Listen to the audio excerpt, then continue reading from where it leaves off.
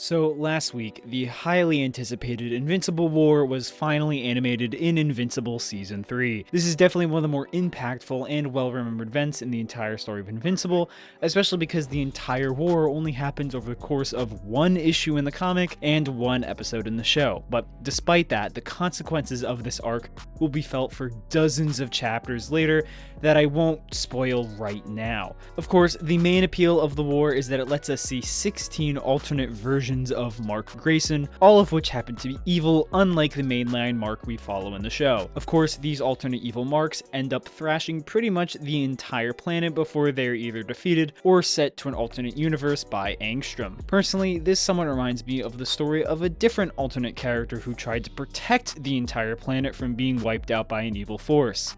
Of course, I'm talking about the one-armed Gohan from Trunks' timeline, Future Gohan. What if, instead of the two androids of 17 and 18, Future Gohan had to protect the planet from the 16 evil Invincibles? I think this is a perfect matchup as Gohan and Invincible are already pretty similar, so let's find out who wins between their most popular alternate versions. Would Gohan ultimately die at their hands like he did against Jiro's creations, or would this timeline end up a lot more positive than the one we saw in Trunks' life? Let's find out. If you like this kind of stuff, make sure to like, subscribe, and let's jump right in.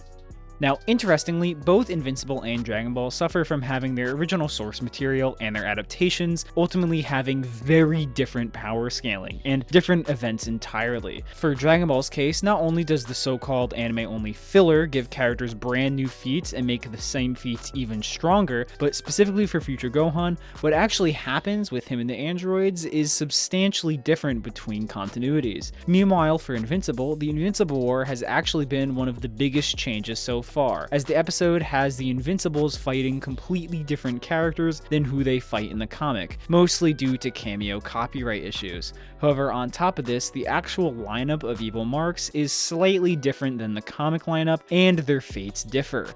Of course, the show also doesn't have the benefit of looking ahead to later feats that happen in the comics. So I'll do my best to cover both, but it's definitely messy on both sides when it comes to how strong the different characters are. As he's on defense, let's start with Gohan. In the manga continuity, Future Gohan only appears within the Future of Trunks special manga chapter, and most of what exactly happened to him is a complete mystery, mostly because the manga story is entirely from the perspective of Trunks. At the beginning, we see Gohan training with Super Saiyan Trunks while already missing an arm until the androids attack again. Gohan goes to fight the androids only to find out that last time they fought, they were using less than half of their true strength, and 17 rushes in. That's literally the last thing we see until Trunks finds Gohan face down in a puddle. All we really determine from this is that maybe Gohan was strong enough to force the androids to use more than half of their power, but either way, he outright loses to them. This is obviously made worse by the fact that these future androids are a good deal weaker than the present day versions of the androids. Trunks says he can at least put up a good fight against the future androids,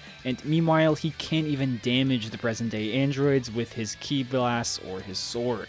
So clearly, Future Gohan caps way below the level of pretty much every relevant post-time skip character in the Android saga, as even Vegeta and Goku at this point could at least partially swap hands with the present-day androids, and even Piccolo wasn't too far off from that level. So if Future Gohan loses to every kind of android, who does he actually beat? With such low information, we need to look at what Gohan actually says at the very start of the manga, where he says he made a gi to make himself as strong as Goku, but obviously said that wasn't enough. Now, this may imply that Future Gohan never surpassed his timeline's version of Goku, or at least didn't get that much stronger than him. This is supported by the fact that Bulma believes that if Goku hadn't gotten the heart virus, the androids wouldn't have been able to win, so a Goku only slightly stronger than Yardrat might have been able to solo the androids in the manga, and even then, Yardrat Goku is stronger than what Bulma or Future Gohan said. This makes sense. Goku and Trunks are equals at this point, and again, Trunks could already hold his own in a 2v1. So it's very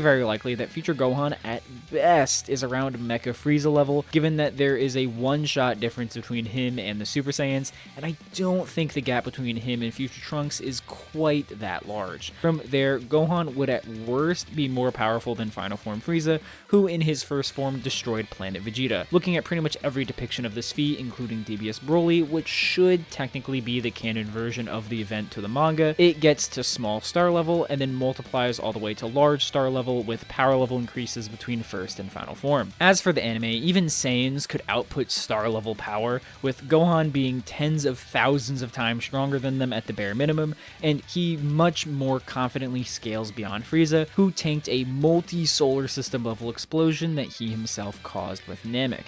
In the anime, Gohan actually does scale above the future androids, as he overpowers both of them while they are verbatim using full power, only losing because of a numbers disadvantage and stamina. So with star level and potentially multi-solar system level power in the anime and manga respectively, will this be enough to protect the future from being marked?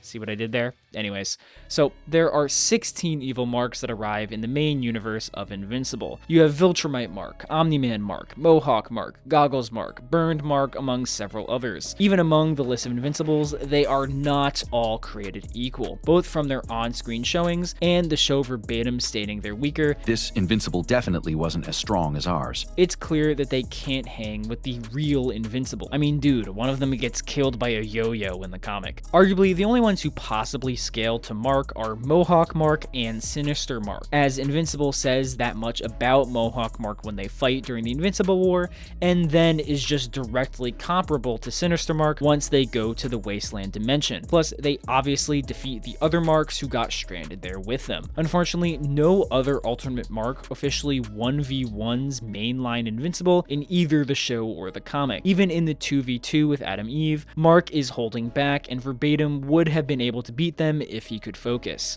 Still, due to the unique nature of the Invincible War, we can give some of these Invincibles potentially interesting scaling. Maybe.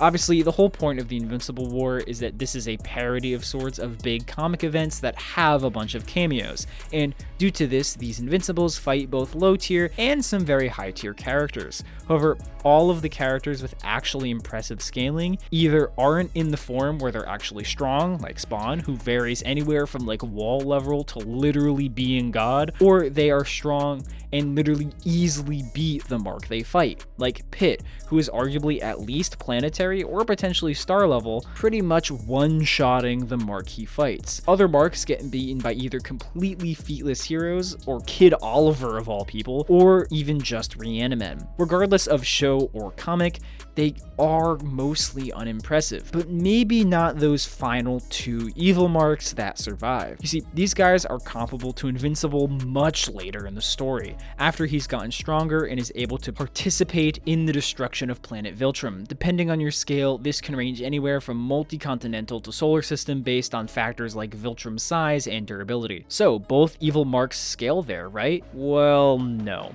We get told pretty explicitly that being in the Wasteland actually made them stronger rather than weaker, and Mohawk Mark already lost to a much earlier Invincible. So either Invincible was already capable of doing his Viltrum feat during the Invincible War, or he got stronger. Because again, we're talking about Invincible War version specifically, not just the evil Marks overall. Still, with all this being said, who wins this? What I think makes this fight so thematically perfect is that both the evil Invincibles and Future Gohan are made to be the weaker alternate versions of the mainline counterparts, but clearly that ends up looking a lot different for both. Regardless, there is very little overlap in the scaling between these guys. The only way you have the Invincibles winning is just getting 2 of the 16 Marks over Gohan and then back scaling them to a feat that they pretty clearly don't scale to, and then take the highest end interpretation of that feat. Even then, that only gets them to be stronger than the manga version of Future Gohan, as the Viltrum feat pales in comparison to even just the explosion of Namek. It's likely that even base Gohan would be pretty easily able to handle these guys, and that Super Saiyan would frankly be overkill. So, can Future Gohan survive the Invincible War? Obviously. He could easily get put up against pretty much any of them with low difficulty. For once, Future Gohan would get a happy ending, or perhaps not, if Conquest shows up right after. If you made it this far, thank you so much for watching. As always, thank you to my members who got to see this video early, and I'll catch you guys in the next one. See ya!